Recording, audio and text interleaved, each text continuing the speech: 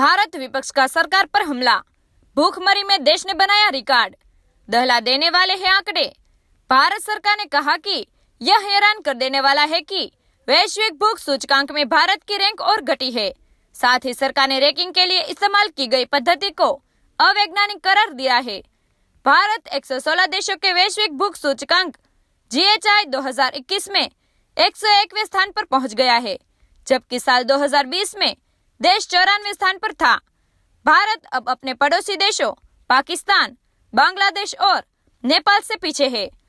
Report पर तीखी प्रतिक्रिया देते हुए महिला एवं बाल विकास मंत्रालय ने कहा कि यह चौंकाने वाला है कि वैश्विक भूख रिपोर्ट 2021 ने कुपोषित आबादी के अनुपात पर food and agriculture organisation FAO के अनुमान के आधार पर भारत के रैंक को कम कर दिया है, जो जमीनी वास्तविकता और तथ्यों से रहित गंभीर कार्यप्रणाली मुद्दों से ग्रस्त पाया जाता है। मंत्रालय ने एक बयान में कहा, इस रिपोर्ट की प्रकाशन एजेंसियों कर्सन वर्ल्ड वाइड और वर्ल्ड हंगर हेल्प ने रिपोर्ट जारी करने से पहले उचित मेहनत नहीं की है। मंत्रालय ने दावा किया कि FAO द्वारा इस्तेमाल की जाने वाली कार्यप्रणाली अवैज्ञानिक है। उसने कहा कि उन्होंने 4 प्रश्न के एक जनमत सर्वेक्षण को परिणामों पर अपना मूल्यांकन किया है, जो गैलप द्वारा टेलीफोन पर किया गया था।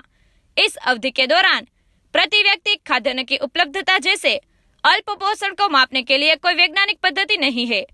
अल्प पोषण की वैज्ञानिक माप करने के लिए वजन और ऊंचाई की माप की आवश्यकता होती है, जबकि यहाँ शामिल पद्धति जनसंख्या की पूरी तरह से टेलीफोन पर अनुमान के आधार पर गैलप पोल पर आधारित है। मंत्रालय ने कहा कि रिपोर्ट कोविड-19 अवधि के दौरान पूरी आबादी की खाद्य सुरक्षा सुनिश्चित करने के लिए सरकार के बड़े पैमाने पर प्रयासों की पूरी तरह से अनदेखी करती है, जिस पर सत्यापन योग्य डेटा उपलब्ध है। मंत्रालय ने कहा कि जनमत सर्वेक्षण में एक भी ऐसा सवाल नहीं है कि क्या प्रतिवादी को सरकार या अन्य स्रोतों से कोई खाद्य मदद मिली है। मंत्रालय ने आगे कहा कि यह आश्चर्य की बात है कि FAO की report the state of food security and nutrition in the world 2021 में इस बात पर गौर किया गया है कि इस क्षेत्र में अन्य 4 देश अफगानिस्तान, बांग्लादेश, नेपाल और श्रीलंका महामारी के कारण नौकरी या व्यवसाय के नुकसान और आय के स्तर में कमी से बिल्कुल भी प्रभावित नहीं हुए हैं।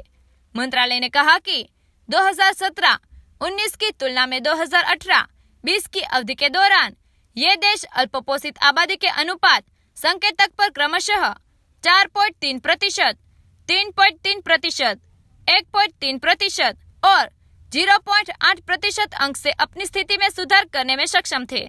रैंकिंग पर सरकार की प्रतिक्रिया इस तथ्य के बावजूद आई है कि दिसंबर 2020 में जारी राष्ट्रीय परिवार स्वास्थ्य सर्वेक्षण 5 या NFHS 5 के आंकड़ों में भारत में कुपोषण के संकट की ओर ध्यान आकर्षित किया गया था।